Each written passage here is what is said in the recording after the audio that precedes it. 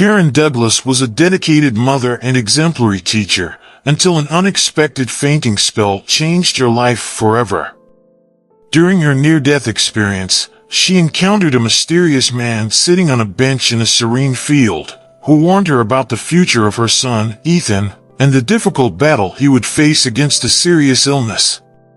What she saw was devastating as her life played out like a movie before her eyes as the man prepared her for a mission that would test her strength like never before.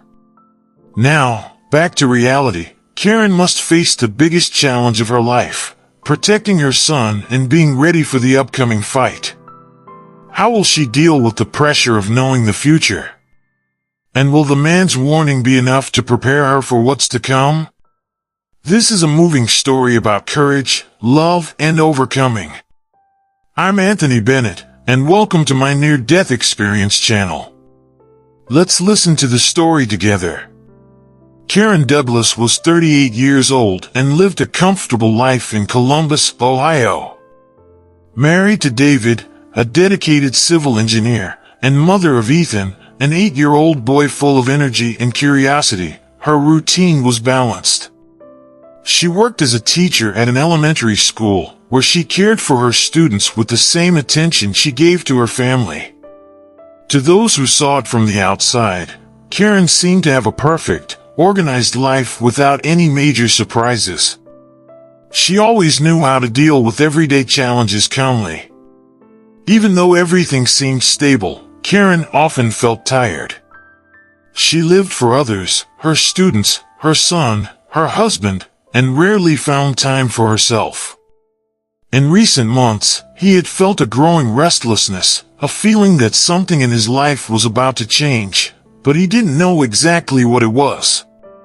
At night, lying next to David, she would sometimes let out a deep sigh as she stared at the ceiling, wondering if she was on the right path. David noticed his wife's tiredness, but Karen rarely talked about her feelings. When he suggested she take some time to rest, Karen would smile and say, "Don't worry, I'm fine." Even with the exhaustion evident on her face, she continued her routine, taking care of Ethan, teaching her students and keeping the house in order. She was the type of woman who believed she could always handle everything on her own. Weekends were the times when Karen relaxed a little more, but still, her thoughts remained agitated. Ethan, with his contagious energy, liked to play football in the backyard, and Karen, despite being tired, always made a point of playing with him. But lately, even these activities that were once her source of joy have felt a little heavier. Time passed, and that feeling of uncertainty grew within her. One Friday afternoon, while preparing dinner, Karen began to feel pain in her chest. Initially, he ignored it, thinking it was just a passing pain. But the pain persisted, radiating to his arm. Worried, she sat at the kitchen table, breathing deeply.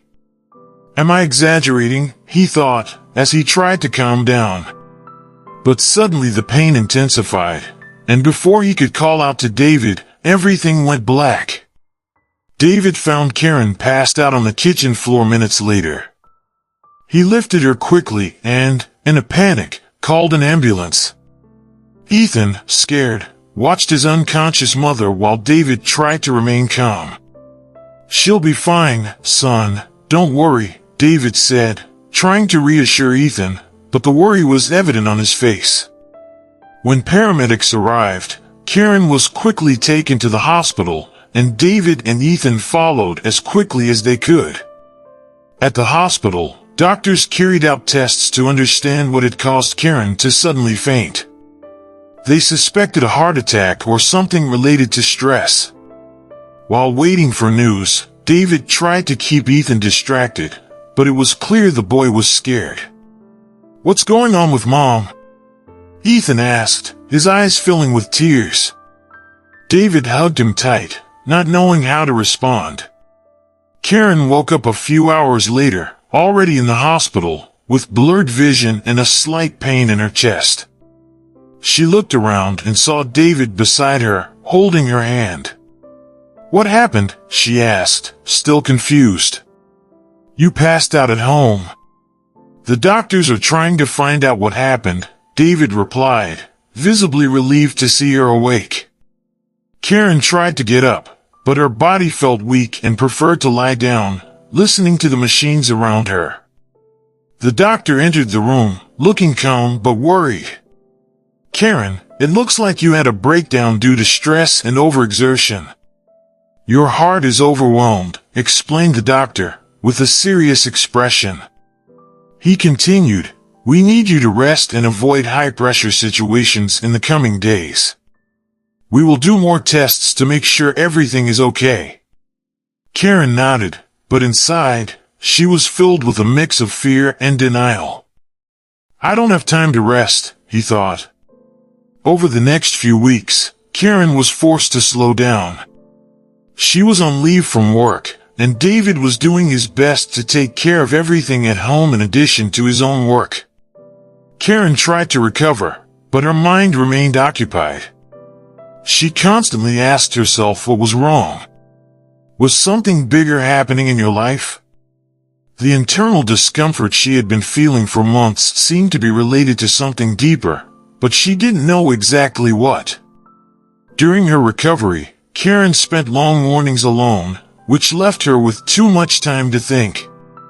David was going back to work, and Ethan was at school, so the house, which had always been busy before, now seemed empty. Sitting in the armchair in the living room, she looked out the window, watching the trees sway in the wind, and wondered what was happening to her life. It wasn't just the fainting or the chest pain that worried her. Something deeper nagged at his mind, as if there was a premonition that a great change was coming. The doctors had talked about stress, and Karen knew that was part of the problem. But it was more than that. She felt like she was disconnected from herself, from who she used to be. Before, Karen's life was organized, predictable, and she was proud of it. Now, everything seemed to fall apart. She knew she needed to rest and take care of her health, but there was something inside her that wouldn't leave her alone. Why am I feeling this way? She asked herself repeatedly, unable to find a clear answer. The relationship with her son Ethan also began to weigh on her thoughts. Over the past few months, Karen had become emotionally distant from him, although without realizing it.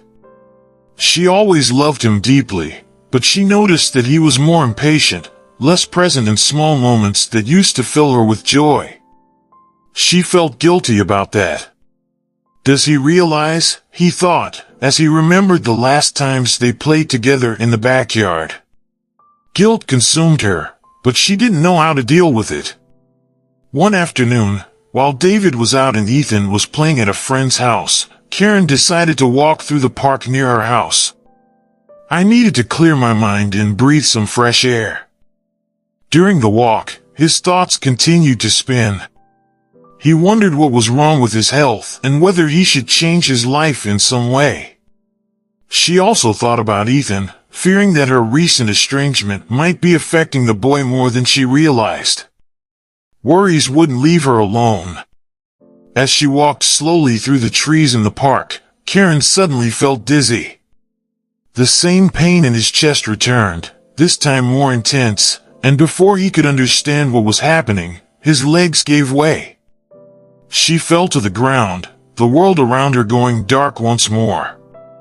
Not again, he thought, before losing consciousness completely.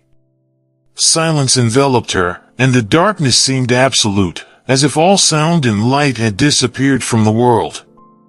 When Karen opened her eyes again, she was in a completely different place. It was no longer the park where he passed out. She found herself in a vast, serene field, where the green grass shone in a soft, golden light. In the center of this field, there was a wooden bench, simple but inviting. The scene was peaceful, and although she didn't understand where she was, Karen didn't feel afraid. Instead, there was an inexplicable calm.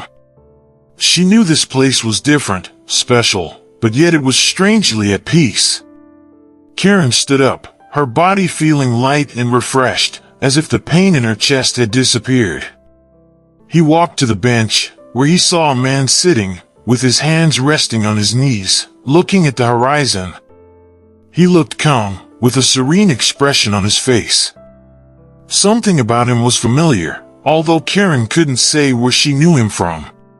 She approached slowly, and when she got close enough, the man raised his eyes and looked directly at her, as if he already knew she was there.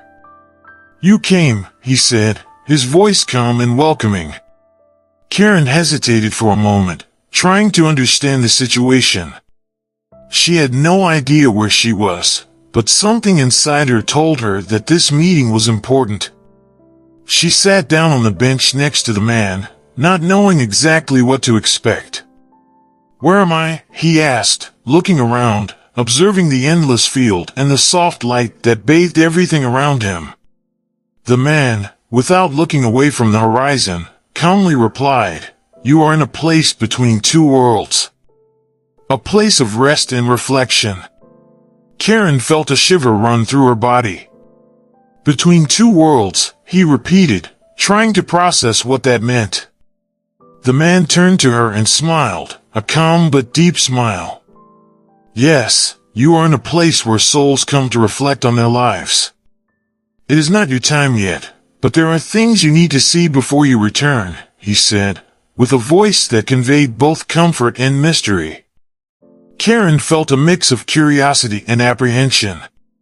She wanted to know more, but at the same time, she feared what she might discover.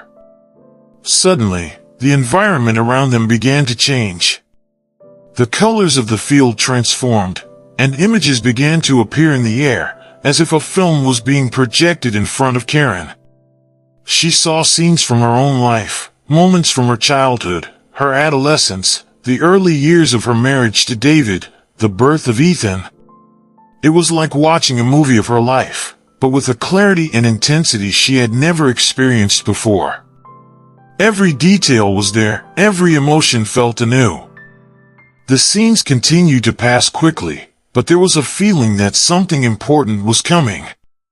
Karen felt her heart quicken as the images began to focus on Ethan. She saw recent moments of her life with him, some of which she had almost forgotten. Times when she was distracted or distant, while Ethan watched her with his innocent eyes. The guilt invaded her again, stronger than ever. "I was so absent," he murmured, with tears streaming down his face. The man beside her observed everything silently, without judging, just following what Karen was experiencing. "Do you feel like you failed him?" he asked, his voice soft but full of meaning. Karen nodded, struggling to find the right words. "Yes. I feel like I wasn't there. He needs me, and I was always busy with other things." The man sighed, as if he deeply understood what she felt. "There's more you need to know about Ethan," he said, and the atmosphere around him changed again. Karen saw a new scene emerge. This time, Ethan was older, perhaps in his teens. He looked sad, isolated, as if he were carrying a burden too heavy for his age. Around him, doctors, talking with serious expressions. "Your son will have a battle ahead of him," the man said, looking directly at Karen now. "He will face an illness, and you will need to be strong for him. The love and strength you show will make all the difference in his life. Prepare yourself." The shock was immediate. Karen looked at the man, desperate. "Illness? What kind of illness? What will happen to my son?" Tears now fell freely from his eyes, and the pain in his heart was unbearable. The man looked at her with compassion but offered no details. "I can't tell you everything. I can only warn you. You have the power to change the course of this story, but it depends on how you act when you return. Be ready, Karen. Your son will need you more than ever." Karen was shocked by the man's words. The weight of the information felt overwhelming, and his body shook with fear. She couldn't process the idea that her son, Ethan, would face a serious illness. Images of Ethan as a teenager, alone in a doctor's office, continued to haunt her. "I don't know if I'm strong enough for this," he murmured, feeling his heart tighten. The man beside him remained calm, but his gaze was firm and understanding. "You're stronger than you know, Karen," he said slowly. The silence that followed seemed to last an eternity. Karen, not knowing what to do, just looked at the man, waiting for him to say something that would comfort her, that would give her some hope. "I need to know more. What exactly is going to happen to Ethan?" he begged, in a trembling and desperate voice. The man just shook his head. "I can't give you all the answers, but you already have what you need. The love you have for your child will be the key to facing this battle. Trust yourself," he replied, with a calm that almost seemed supernatural. The conversation with the man didn't seem to bring all the answers Karen wanted, but a part of her, deep down, knew he was right. She looked at the images that still floated in the air, reliving moments from her life, seeing little Ethan running around the yard, smiling at her, as if that smile was the only thing that mattered in the world. The pain and fear were now mixed with a deep love, the kind of love only a mother could understand.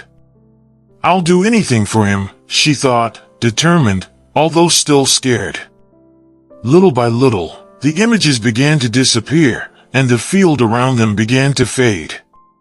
The man looked at Karen once again, with a soft smile, as if to say it was time to leave. "You will go back now, Karen. Remember what we talked about. When the time comes, you will know what to do." Karen tried to hold the man's hand, as if she wanted one more moment to ask, to understand more, but it was too late. Everything began to disintegrate, and darkness enveloped everything around him again. She felt a slight pressure in her chest, as if something was pulling her back. The silence was now total, but Karen could feel her body again. The pain in her chest seemed distant, and a feeling of warmth took over her. "Am I coming back?" she asked herself, without understanding exactly what was happening. She tried to open her eyes, but the process seemed slow, as if she were waking up from a deep sleep. The sound of machines in the background began to become audible, and soon the bright light of the hospital invaded his vision. Karen woke up back to reality. She was in the hospital, and David's worried face was right there beside her. He held her hand tightly, as if he was afraid of losing it. "Karen, are you okay?" he asked, his voice hoarse with worry. She blinked a few times, trying to get her bearings, feeling the presence of life return to her body. I'm here," he replied, his voice weak, but feeling a clarity like never before. The shock of what she had experienced was still present, but there was something inside her that now felt different. David sighed in relief, leaning down to kiss her forehead. "Thank God, Karen. You scared the hell out of us," he said, with tears in his eyes. Ethan was in the corner of the room, looking at his mother with concern and relief at the same time. "Mommy, you're going to be okay, right?" asked the boy, his voice small but full of hope. Karen looked at him, her heart filling with love and new determination. "Yes, my love. I'll be fine. And I'll be here with you, always." The following days were a mix of physical and emotional recovery for Karen. Although doctors said her breakdown was mainly caused by stress, Karen knew something deeper was going on. She could not forget what she had seen and heard during her near-death experience. The image of the man on the bench, the warning about Ethan's illness, and the overwhelming feeling that a storm was coming. She was home now, surrounded by David and Ethan, but the weight of what she had learned continued to haunt her. She tried to act normally, but sometimes, alone in her room or living room, her thoughts would consume her. Karen looked at Ethan and wondered when the illness would appear. Would it be soon? Was it something that could be prevented? Every time he sneezed or complained of a little discomfort, her heart raced, and she feared the worst. I can't live with this fear forever, I thought, trying to take a deep breath and remember what the man had said. Love would be the key. But how do you prepare for something so uncertain? David, always attentive, noticed that something was different with Karen. You seem distant, more so than usual, he said one night, as they sat in the living room, after Ethan had gone to bed. Karen looked at him, desperately wanting to share what she had experienced, but the words didn't seem to come out. She knew what happened would sound unbelievable, almost absurd. I'm thinking about things a lot. What happened was a wake-up call, she replied, vaguely. David nodded, not pressing, but the worry was still in his eyes. Over time, Karen decided she could not live in constant fear. She began to focus on being there for Ethan and David. She didn't know when or how Ethan's illness might appear, but she decided she would do everything she could to enjoy every moment with them. Little by little, he began to live more consciously, paying attention to the small moments that previously went unnoticed. Ethan, always full of energy, didn't seem to notice the change in his mother, but David watched her carefully. One morning, Karen decided it was time to act. David, I want to give Ethan a full checkup. Just to make sure he's okay, she said, trying to sound casual. David frowned in surprise. Why is this all of a sudden? He looks healthy. Karen shook her head. It's just a feeling. I want to make sure everything is okay with him, he replied, with a determination that allowed no discussion. Although reluctant, David agreed, knowing it was best to follow Karen's instinct. When Ethan's tests came back normal, Karen felt temporary relief.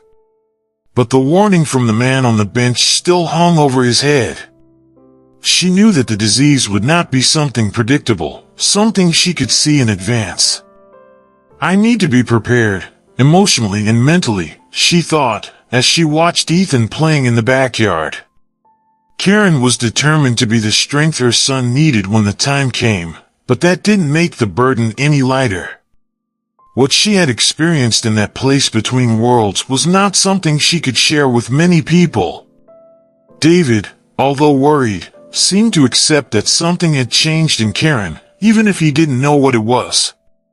And Ethan, in his innocence, remained the light of Karen's life. She knew life was unpredictable, but she was ready for whatever came. I'll be here for him no matter what, she promised herself as night fell over the house. After Ethan's tests and the finding that he was healthy, Karen's anxiety eased a little, but the worry never completely left her. She knew the man on the bench hadn't lied, that the warning was real, but she also knew there was still time. What he showed me was not to make me despair, he thought, reflecting on the experience. I was supposed to be ready, prepared for what's to come. And, with that certainty, Karen began to see life in a different way. Time with Ethan became more precious. Karen came to appreciate the little moments, like reading to him before bed or simply watching him play in the yard. She knew she couldn't control the future, but she could control how she reacted to it. Karen began to focus on strengthening her bond with Ethan, being more present and open with him about her own feelings. Mommy is here for you, always, she would say, often hugging him tight before bed. Although she hadn't told David everything that happened in her experience, she knew he was worried too. One night, as the two sat together on the couch, Karen finally broke the silence that had hung over them since she left the hospital. David, I need to tell you something, he began, his voice hesitant. He turned to her, waiting. I had an experience while I was unconscious. I don't know how to explain it, but I saw things. Things about the future, about Ethan, she said, her eyes teary. David was silent for a moment, processing what Karen had said. "What do you mean? I saw things," he asked softly. Karen took a deep breath, trying to find the right words.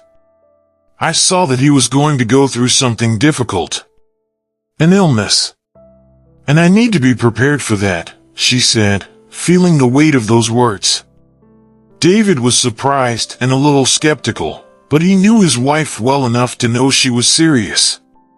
"Karen, this seems surreal. But I trust you. If you say you saw this, let's prepare together," he said, holding her hand.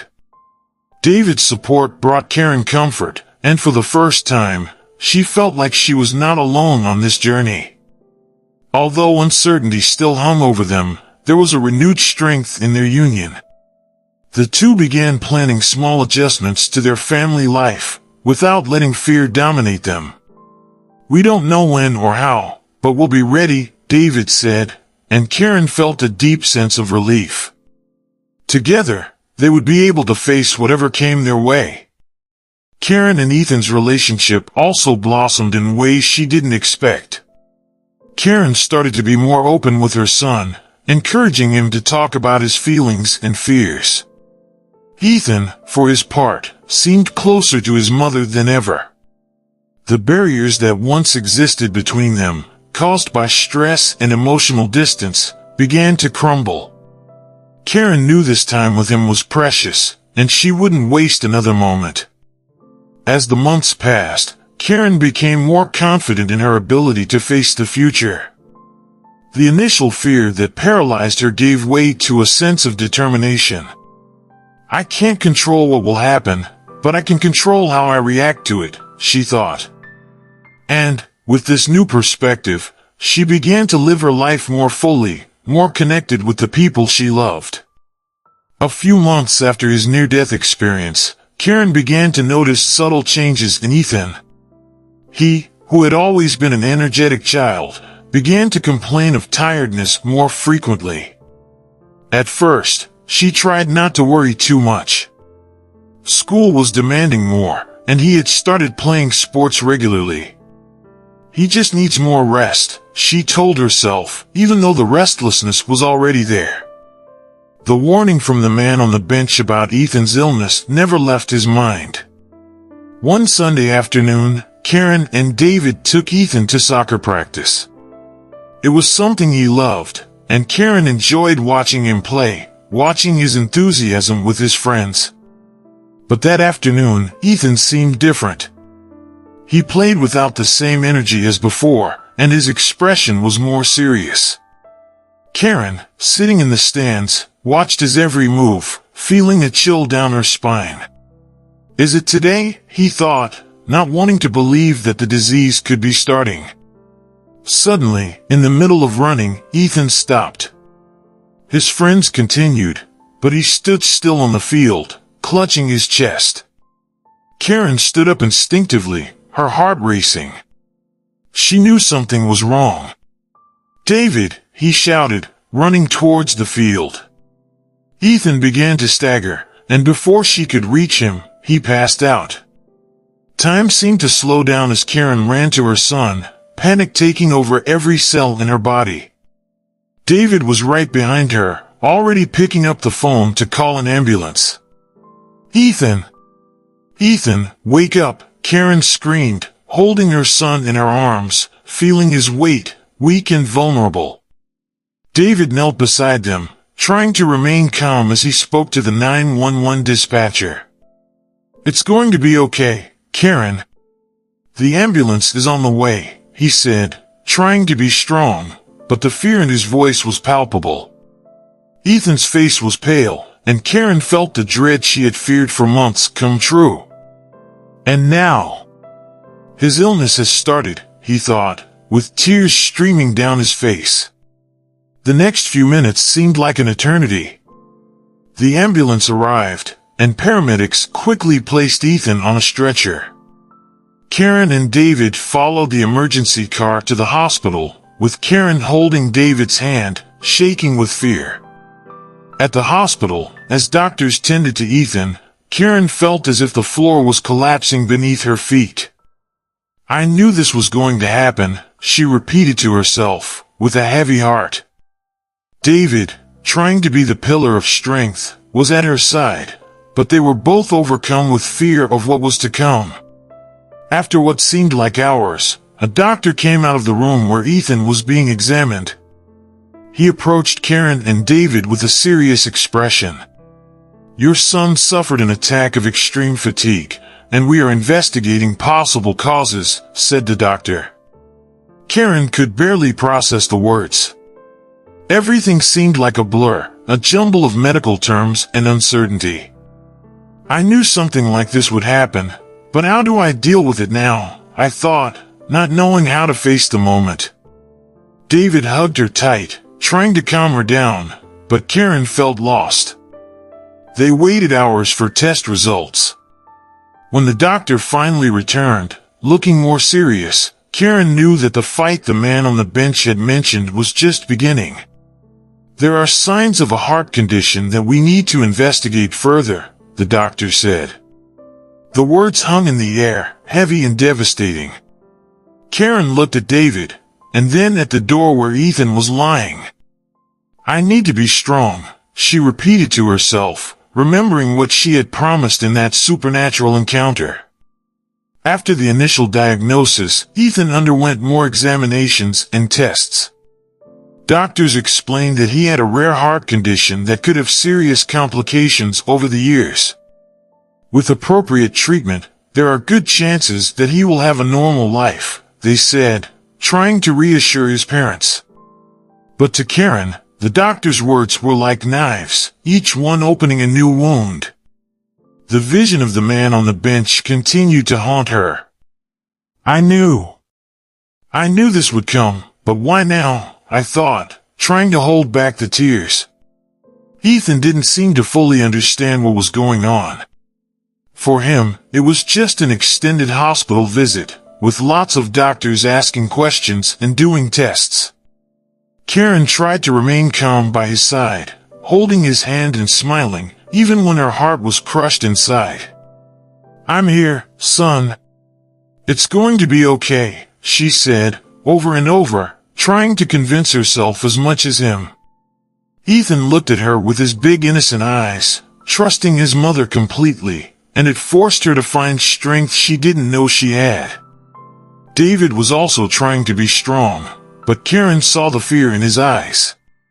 One night, while Ethan was sleeping in the hospital, David approached Karen and said, "I don't know how you're handling this so well. I feel lost, Karen. What do we do?"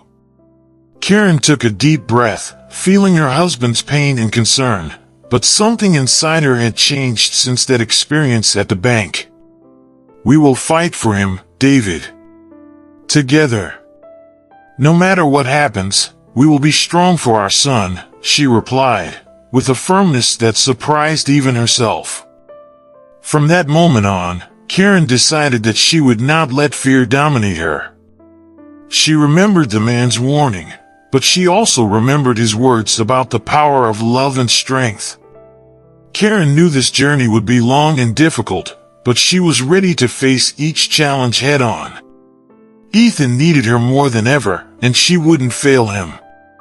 "I'll be strong for you," she whispered to him one night as she watched him sleep in the hospital bed. The following days were full of appointments and medical decisions.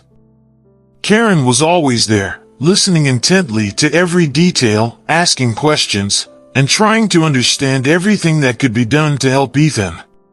She and David began researching treatments, specialists, and hospitals that could offer the best options for their son. The battle was just beginning, but Karen felt more prepared than she had ever been. There was a purpose now, a clear mission, to protect Ethan and make sure he had the best life possible. Ethan began treatment, and although doctors said recovery would be slow, Karen held on to every small victory. One day, while they were at home, Ethan hugged her and said, "Mommy, I know you're taking care of me. I'll be okay, right?" Karen looked at him, with tears in her eyes, and replied, "Yes, my love. You're going to be okay.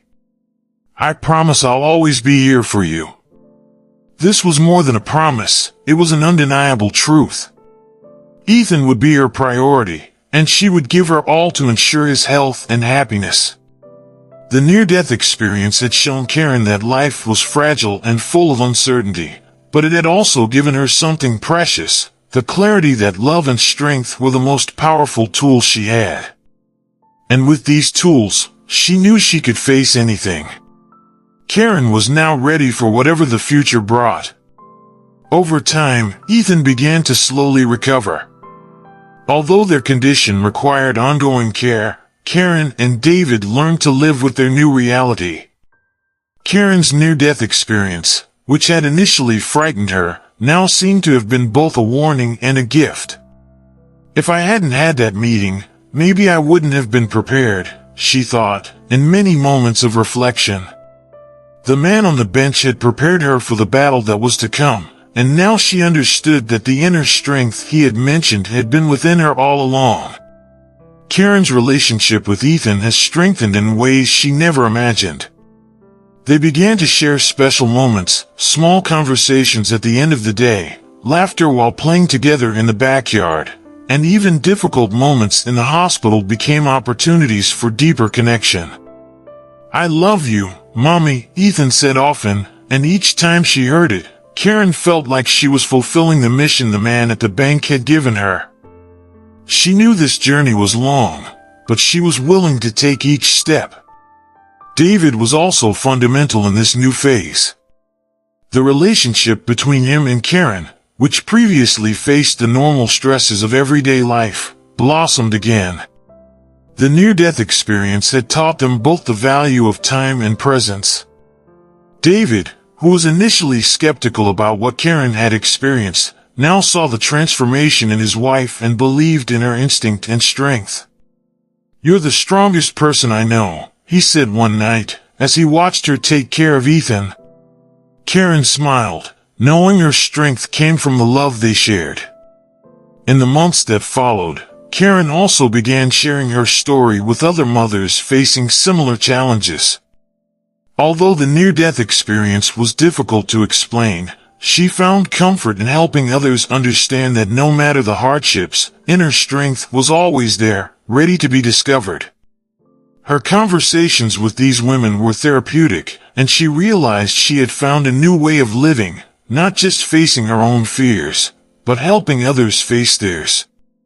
Life never returned to what it was before, but Karen learned to find peace in the new normal. She knew that the future would always bring uncertainty, but she was no longer afraid of it. The experience at the bank, the sight of her life playing out like a movie, and the warning about Ethan had changed everything. But now, instead of feeling dread, she felt gratitude for having had the chance to prepare. "Everything I need is here," I thought, as I looked at David and Ethan, feeling a deep sense of completeness. The most important lesson Karen took away from her experience was about the power of love. Love for her son, for her husband, and even for herself. This love was the anchor that kept her firm, even when everything seemed uncertain. "I'll be here for you, Ethan," she promised once again, as she hugged him tight, aware that that promise was not just for the present, but for life. She knew that difficulties would still come, but she was no longer alone in her doubts. At the end of it all, Karen's life changed profoundly, but in ways she could never have predicted. The near-death experience wasn't just a scare or a vision, it was a call for her to connect with what mattered most. Now, with Ethan regaining his strength and the family closer than ever, Karen looked to the future with hope. She knew that no matter what was coming, she would be ready.